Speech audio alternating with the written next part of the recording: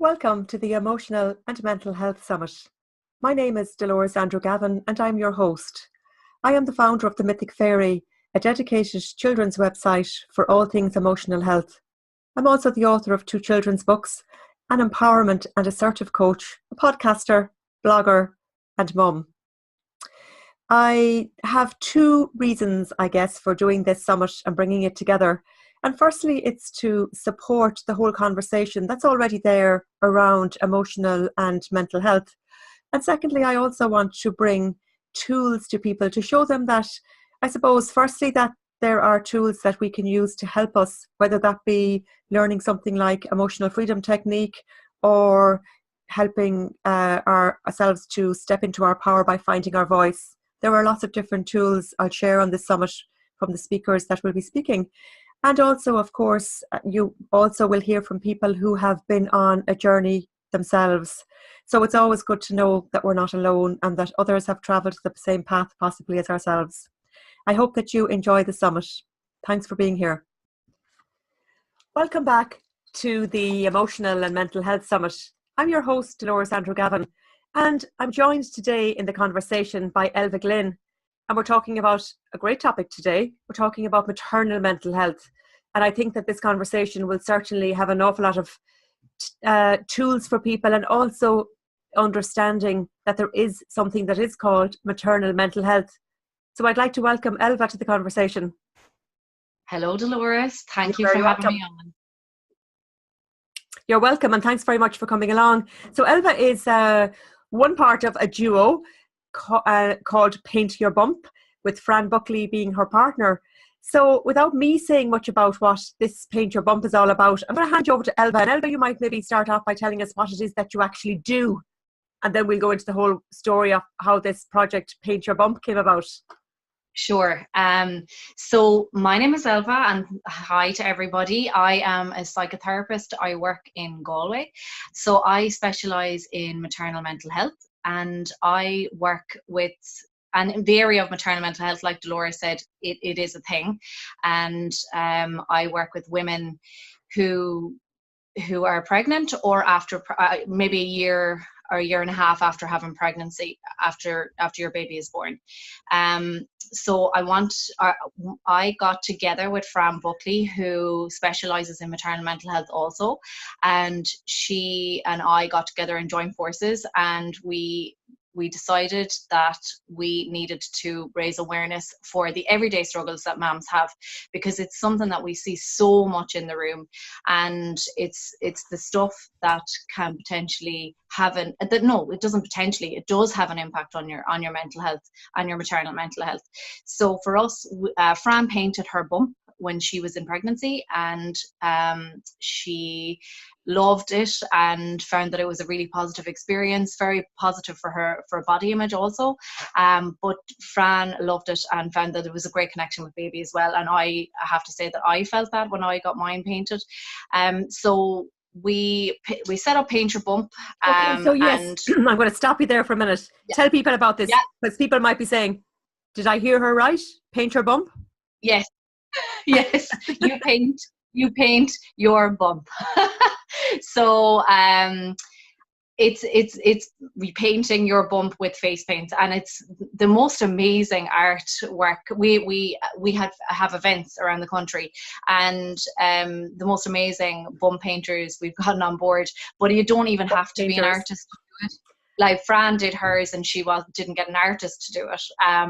But it's such a lovely experience, and any mom that's done it has said that they just absolutely loved it. And actually, in fact, on a Wednesday we had our event, but so many moms say it's relaxing. So yes, you paint your bump, and with lots of lovely colours, and it's so lovely because women. I spent ages picking out what I was going to paint on my bump. Right, good for you. Yeah, but I suppose, and actually a lot of women do, and it's such an emotional experience actually. If women have miscarriages prior to this pregnancy, they might paint rainbows on because it's a rainbow baby. They might paint rainbows on their bumps. They might have their other children on their bumps, or and there was a lady actually that painted a baby a baby in a moon, and she just said after it, I feel like I want to rock the baby. It's just so Oh, lovely. I suppose we thought about how emotional it was, but I think the more we do it, this is our 3rd year, so the more that we do it, the stories that go along with the painted bumps are just extraordinary, and it's just fantastic to be involved with, and that has nothing to do with us, so it's a very personal experience, I suppose, and it's lovely. So it yes, sounds you do. fantastic. Yeah. And now you might say that, yes, that you don't do anything with it or whatever, but you are the coordinators, which is that it always takes somebody Yeah, to bring people together. But also I want to just mention yeah. there that you said something about last Wednesday. So you might let people know about, Mhm. last Wednesday being the 1st of May that you're talking to, Yes. what day it was. Yes, so the 1st of May is World Maternal Mental Health Day every year. So we're actually we're in Maternal Mental Health Week at the minute, but on the 1st of May every year it's World Maternal Mental Health Day. So it nearly always actually falls on a Wednesday, but we have our events every year on the 1st of May. So the reason that we chose the Paint Your Bump piece, but we use hashtags, hashtag PYB to whatever year it is. And the reason for us using the hashtags is that when you put it up online, put your painted bump online, that we're raising awareness for the everyday struggles of mums I on love World it. Maternal Mental Health Day. It's so wonderful. And, you did mention there about everyday problems that mums have, because, I think the transition certainly from maiden to mother is Yes. huge, and I think that it's hard to appreciate what it's like unless you've actually been there.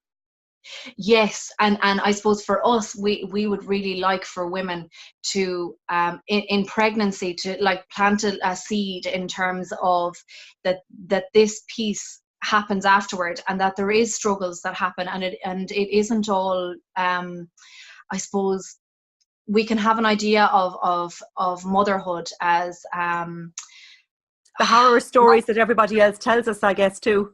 yeah, it's such a mixed bag, isn't it? There's Yeah. the horror stories that you hear about the birth, and then there's that you always hear, and then people asking you about birth afterward, but also that, oh, this is going to be amazing. We have ideas and we have fantasies about when our baby arrives and what it's going to be like, and how we're going to take care of that baby. That baby is going to be perfectly calm, and I am going to be like, we strive for this perfect Mm. mother. And I think there is absolutely no such person or mother out there. We're all trying our very best to do the best we can, and we are good enough mothers for our babies. And I think that that's the hard piece. That's the biggest piece, in fact, that I work with mums, is you are good enough and you are doing a good enough job. And uh, that's phenomenal. Fair play to you. I think it's such an important thing to yeah, reiterate, and to get people to step into that because yeah. I suppose platforms like Instagram is wonderful for yourselves for a campaign like this, but then the Mhm. opposite side of, like, not picking on Instagram, but like it can be such a vanity culture as well, where Yeah. it shows a lot of perfection. Yes, oh, absolutely. And the perfection piece is just, and I do feel, Dolores, honestly, it's a societal piece as well. And this is why we're looking at what we're looking at, because like so much does need to change around our views of mothers, our views of what we should be doing and what we shouldn't be doing. And I think it is, like you say, stepping into it, like stepping into that. It's okay if I don't like breastfeed my baby, or it's okay if I Oh, don't feed my baby all natural food, and it's okay if I, and I think for us the way of doing that this year was looking at the myths of motherhood, because those are the pieces that we very consciously or unconsciously are affected by, and it absolutely affects our mental health. So for us, we looked at the myths of motherhood, like I suppose that raising kids is easy, that when you have your baby, that you have this instant connection with this baby, that you what are the other ones? yeah. I mean, Oh yeah, like absolutely. there's so many. We Yeah. actually in fact have like 22 or something. Mm. and I could go on all day talking about myths, because I think it's a massive piece. But I think this is, for us, the campaign is about raising awareness about this, because this is the everyday stuff that moms go through. Yes. You know, and it's quite a lonely place to be, in fact. So it's just about building connections, but building connections with moms that you can speak your truth with, that you can talk to, and with no filter, and say, do you know what, the kids are driving me crazy today. You know, because it's totally okay to say that, and it's totally okay to say, I need a break, and to take, and actually, okay, saying I need a break is one piece, but actually taking the break is the other piece. Because you can put all the plans in place, and then you can go, I'll do that, and like, it's so crazy with babies and with kids, and you just need to, like, what I say is I put it in, it's the first thing that goes into my diary, and that is my survival piece as a mother. And I think that when I tell moms that, they find it really hard, but once they do one thing for themselves, it's like, oh my God, I feel so much better. I feel so much better. And then they do more and more. But it's just actually saying to yourself, do you know what, I can do it, and it's okay to do it, and it's not selfish, and I don't need to spend all the time. These are all the myths I'm going through now without even listing them. But it's like, I don't need to spend all my time with my baby, because it's okay that I don't, because I am a better mother when I go back. You know, absolutely, Elva. Yeah. And you've so much more to give, I think. You know? And sometimes I think maybe there can be, with some people, which I'm sure I've been like this myself at times, it's like maybe thinking that nobody else is going to mind baby like I can. Yes. But that's just a limiting belief, I suppose, that hides a deeper story, isn't it? It's, you know. Yeah, and there's so much that's wrapped up in this, in maternal mental health, like in terms of your story and your history, you know. And I think if this is stuff that you really, really struggle with, I really would be suggesting that you do get some help with a counsellor around it, because if you have those limiting beliefs, then like they do hold you back a bit, you know. And it is working through it a bit, you know, like, and processing it, and it might seem like it might seem like a luxury, I suppose, to go to a counsellor about something like that, but at the same time, it's going to be so huge for you and so huge for your baby. And there again, even that, you know, even that saying, I've heard lots of people saying that, oh, I couldn't go for Reiki or anything like that, or whatever it is, because, well, I couldn't afford that, let's say. But a person will choose to spend their money on something else, which is absolutely fine, obviously. I'm not saying anything like that, but like, it's our belief around something. Whereas the self-care is something that we could do for us, is so much important, but we're just choosing to put something else ahead of it. And that's quite unconscious at times even. It's when we stop and realise, as you say, that self-care is a necessity. It's not a luxury. No, absolutely not. Like, absolutely not. Like, I couldn't, I suppose self-care is one of those things that we absolutely know we need to do. And then when it comes down to it, we can find it so hard. And I think as mammies, we can find it really, really hard, you know. But at the same time, it's like, you need to be ready as well. You know, some moms kind of want to spend time with their babies when they're really small, and that's fair. Okay, that's totally fair, because when you're ready to do it, you know, because some moms come to me really early on, their babies are really, really small, and you're in quite, actually, you might be in a haze, to be honest. I remember a haze, and I see a lot of moms in a haze, and honestly, I can see moms that okay, in your early days, but if you're struggling with your mental health and you haven't gone and done any self-care at all, which in fact, like, anyone that comes to me, there is very little or none in place at all. And so this is the first piece that I have to work on. It's the first piece that we need to look at. And that haze could still be there a very long time after your baby has been born. Absolutely. You know, and like, and it's just, I suppose we don't think about our mental health either. We don't think about. No, we don't. And absolutely. And the self-care piece is the foundation of your mental health. Do you Yeah, know? because as you went back to the idea, sorry for interrupting you, as you went back to the talk that you said earlier about like this perfection, what I should be like, those myths that you mentioned, and then suddenly you're exhausted, and Yeah. you might have had it, no matter how you gave birth, there's going to be a certain element of exhaustion after it. Oh, Um, absolutely. and it's very hard to get back that normality, because I know for me, even I only had 6 hours sleep last night as opposed to 8, and I'm really tired today. So, Yeah. and I've always been like that I kind of like, I do well when I have 8 hours sleep, but I remember going back to those early stages, I suffered, which is fine. I was a mom, it's the stage I was going through, but Yeah. like that exhaustion for me would have been huge. And I think that Mhm. everyone can have their own, whatever it is. Yeah, and I think, and because your experience and your baby is completely unique to you. Yes. And I think we try a lot to kind of fit our babies and ourselves into somebody else's piece. And like okay, so I feel like we're moving really quickly, but I'd like to actually go back to that piece again, because it's that the overwhelm and exhaustion that you can feel when you haven't slept. It's the self-care piece on that particular day is, I do not need to do anything but make sure that that we all survive today. But what if somebody calls and our house isn't perfect? I know, isn't it amazing? Like, we just put, it's the pressure. That's why I really wanted to go back to that, Dolores, because it's the huge pressure we put on ourselves to it's, I don't know, it is to look perfect, isn't it? Absolutely. Yeah. And to look that, do you know what? It's to look like I'm coping. It's to look like I'm coping and I'm managing, and that I've got all of this sorted and I know exactly what I'm doing. And like, I suppose the moment that it hit me, it hit me very early on, actually. And I suppose because I know what I know anyway, that piece of, nobody actually really knows what they're doing here, No. and we all have to do our thing and work with the babies that we've got. And I suppose True. that's the piece for me that really hit home for me. And I went, yeah, do you know what, I think that almost needs to happen for women, and you need to feel that in lots of ways, I think.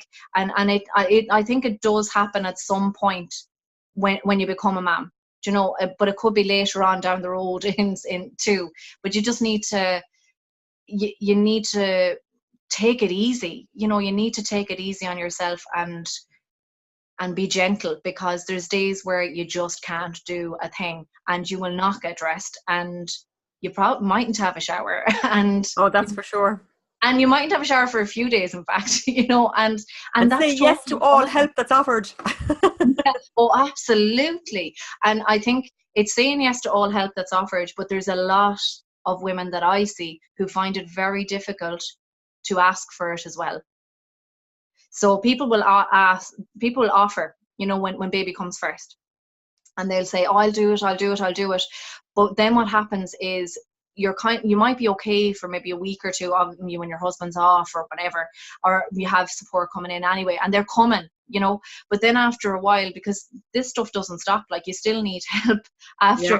after the first 2 months or 2 or 3 or whatever. Actually, you always need help. Yeah. But it's asking for the help that I think a lot of women struggle with, because that is that feeling of, I'm not coping if I ask for it. I'm not coping if I'm asking for a day off, or that I want. And this is all the myth stuff again, is I should have my baby with me all the time, and I should want to be a mother all of the time, and I should be happy about being a mother all of the time, when in fact, like, we need time away. Like, we need space. We need to be ourselves, because we can lose that sense of ourselves and who we are when we have babies as well, because it's a new role we're taking on, and we need to kind of acknowledge that as well, and it's okay that we're not really feeling ourselves, Absolutely. yeah. So it's just, it's the most monumental thing that could ever happen in your life, and your mental health needs to be nurtured, and for us in Paint Your Bump, it's looking at like starting this off in pregnancy, and that's why we had picked the Paint Your Bump piece, so that women have some sense of what it could potentially be like. But for us, it was important that they see that it is Like you can have both. Like you can have a really difficult day and then have a really joyous time in the middle of that as well. Do you know? So like it's okay to have both. Do you Absolutely. know? Good point. Yeah, and I think that I think there's that pressure to be happy about it all the time, and there's days you absolutely aren't. You know, there's days that are just really rough, and this is your everyday piece. This is not if you know, this is not about postnatal depression or anxiety or you know, Mm-hmm. or any other piece on top. You know, if you have anything like that on top of it, it's you know, it's even more difficult, you know. So it's just about, if you know what the everyday struggles are, then it's easier for you to get the help if you need it. Yeah, Do you know? absolutely. I always say if, when you're aware you can change, then you can change. Because, you know, I was Yeah, very unconscious and unaware of a lot of things growing up. But that was my, you know, I, I was always afraid, you know, afraid to say anything, you know, afraid to say something in case I said the wrong thing or whatever. But I obviously had to get over that. But like that, it's then yeah, when I became aware that actually, you know, I don't really want this anymore. It's not bringing me what I want.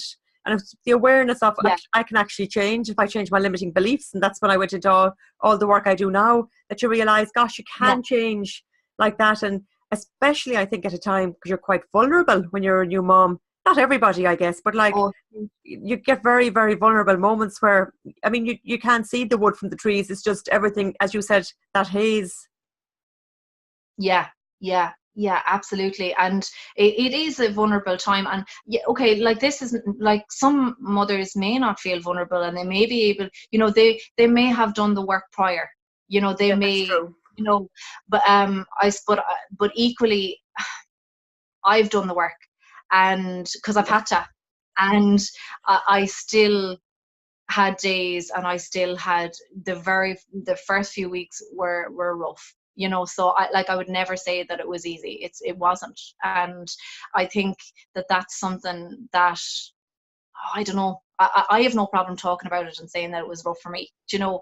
um so I'm not exempt, is what I'm trying to say, even Absolutely, though and I I've done, completely agree with you about when you say that. you know. And I think too, as well, and I know this came up in one of the other conversations I had, people have a tendency, which like, I'm not perfect myself when I'm talking here, about saying, oh, look, enjoy every minute of it. You know, enjoy it now. They're going to Oh yeah, grow up fast, wait till they're yeah, teenagers. And like, that is not what you want to hear. And I won't say it ever to anyone again if I ever did in the past, because no, someone that's having a bad day, struggling and feeling vulnerable, doesn't need to know that, you know, the added thing that, oh my God, the child's going to leave me now. You know, I mean, it might sound like a yeah. silly story to add on top of, but it's still another added story about something else that's bleak and not fun.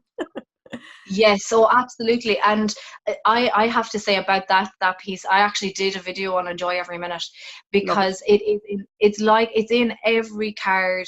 Every single person says it to you after you have a baby. I honestly, I don't know if there's anyone that didn't really say it to me, to be honest.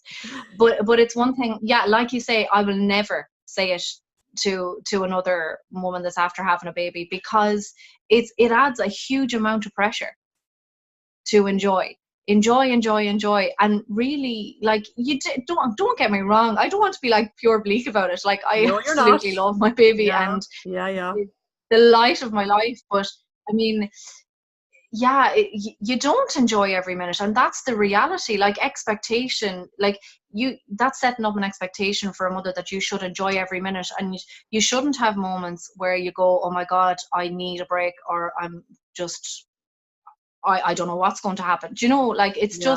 it's totally okay to not enjoy every minute. Do you know, it's totally okay. And I suppose, like you say, I don't think I'll say it too much. And I think it should be a phrase that should be like banned.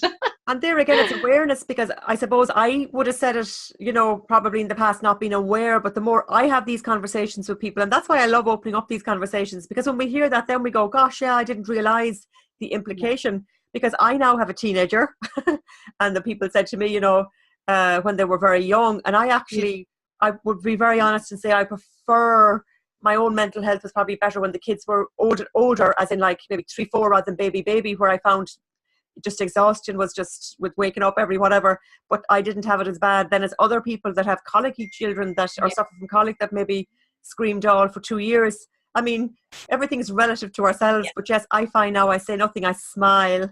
if any, I have a teenager now, oh, everything is wonderful and rosy, right? But, I'll never say to someone that has a young Yeah. child, oh, just enjoy it, but wait till the teenagers and they're being cheeky, because it's not like that. It's relative to where we are now. Yeah. Sorry, that was a tangent there. Yeah. Yeah, absolutely. And it's not to say that you don't.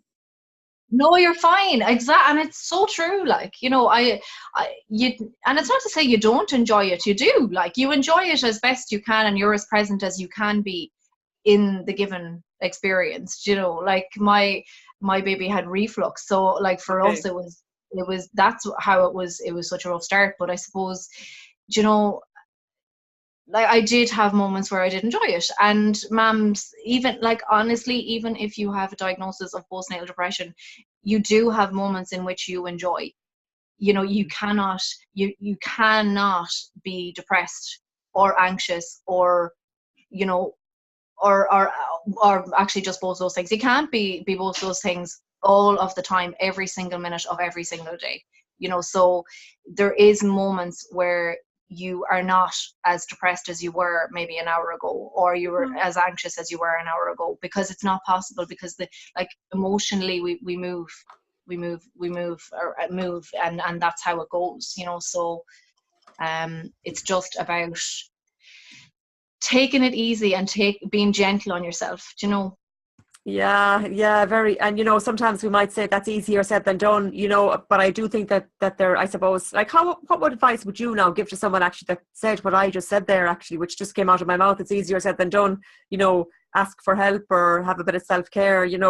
Someone might say to you, well, you don't know my situation. I don't have it might be a single mom. It might be someone that, from a different country that might have a very supportive husband, but the husband is out working and they don't have any family around, maybe. Mm-hmm. Yeah. So like what I would say is, so we're looking at, it's easier said than done around self-care, or it's easier, because it's two different things, isn't it? It's easier said than done about feeling what, so it's easier said than done around self-care is, I would say, can you find any moment? Can you find any moment? Because it doesn't have to be the leaving the baby for the day. It doesn't have, babies do sleep at some point, even if they have colic or reflux. They do hopefully sleep. Even if it's on your chest, they sleep at some point in the day. And it is about finding just moments. It's not about the extravagant stuff. It's not about going for your massages, or like, they are absolutely amazing, don't get me wrong, but it's the small bits that you need. And what I would say to moms is, you need to get back to basics. You need to get back to, I always say, you need what the baby needs. So you need food, you need sleep, you need to change your clothes and have a shower, and that's like as much as you need. And you need comfort and love as well, at some point, so it's like, because we need to feel connection. It's so important for us. So like, if you can get the 4 of those down, and it doesn't even have to be in the same day, like if you can get like 5 minutes, and you probably need a bit more for having a shower. So just, like, it is basic. I would never ask a mother to go and book a massage for herself, unless, if she was in a situation in which like, it's not possible. I don't have childcare, I don't have any of these things. Like, there are moments that you can catch when you are a mom. If it is listening to a meditation or doing some breathing, I mean, you can do that in less than a minute. Yeah, that's a great point, actually, and fair play to you for saying that, because you're right. It's the small things, and it's, as you say, with baby, just sleep. Don't put baby down in case baby wakes up, and have a sleep as well yourself. I always go back to the sleep, as you can see. Yeah, exactly. The sleep is so important. The sleep is so important. And do you know what? Because when you are exhausted, it's just so difficult to do anything, isn't it? Oh, absolutely.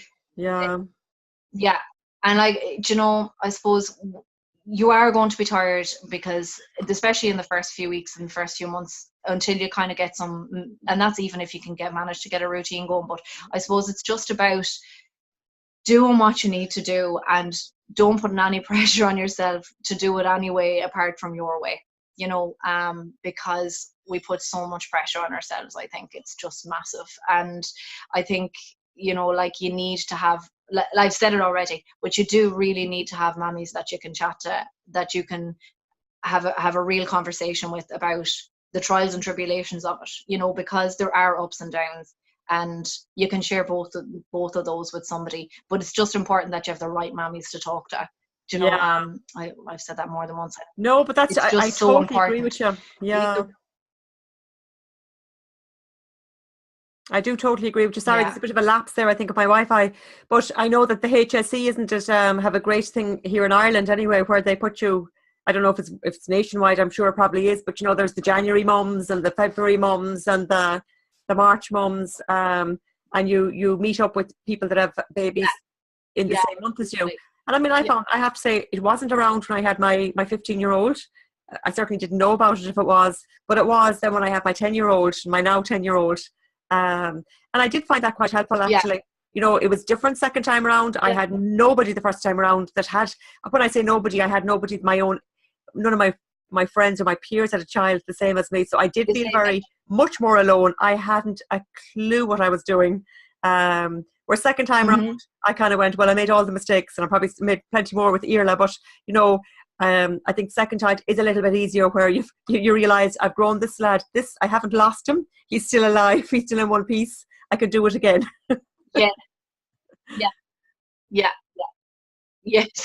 Yeah, I got through. And it's that piece is, I think it's when you're a first time mom, you've never done this before. Like, it's so huge, so like when you say the groups piece, I think I would often tell moms to do it, to find your groups or find those things in pregnancy, because when you're in the midst of it after having a baby, I would have had a list of places I wanted to go to and that I was interested in, because there's so many out there now. There's so many. Like, I would never suggest anything, because I think you need to find your own. Yeah, true. Your own mammies that you get on with. But I think that's important. Just in pregnancy, to have some idea about what you'd like to do when the baby comes. And the other side then to that is, do not put pressure on yourself to go when you're ready. Yeah, and I'm nodding because I know that the whole I didn't want to go the second time in some ways, because I'm actually very honest about this, and I never even realized it was there, that like breastfeeding didn't really work out too well the second time round, and I was afraid I'd be judged, so much so that I was on edge already. It was so hard. But I didn't. I went, and I was glad I did. But there was that thing there. What if they judge me because I'm not, and they're all going to be the perfect mothers? They're breastfeeding, and it didn't work for me, and I was a bit upset about it. It lasted maybe 2 weeks, but not as much as I wanted. So I suppose I had to get rid of that fear of going, and I'm glad I did. Yeah, I'm so glad you did go, and I think that, like, all of this stuff is being the perfect mother.